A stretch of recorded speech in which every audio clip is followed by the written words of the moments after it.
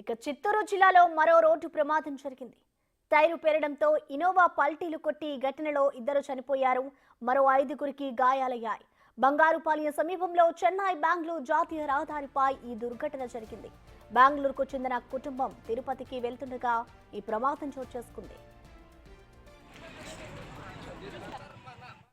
ఈ రోడ్డు ప్రమాదానికి సంబంధించిన మరింత సమాచారాన్ని మా ప్రతినిధి దామోదర్ అందిస్తారు.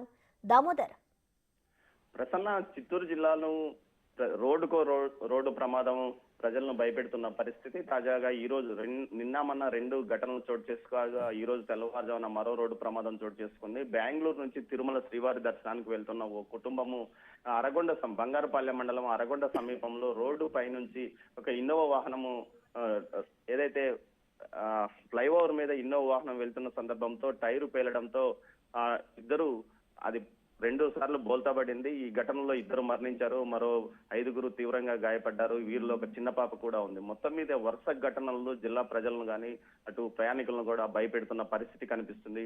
దీనికి సంబంధించి పోలీసులు అక్కడికి చేరుకొని వారిని వెంటనే చిత్తూరు ఆసుపత్రికి తరలించారు. మరోవైపు మరణించిన వారి మృతదేహాలను వారి వివరాలు తెలుసుకొని ప్రభుత్వ ఆసుపత్రికి పోస్ట్ మార్టం కోసం తరలించారు. ప్రసన్న, థాంక్యూ దామోదర్.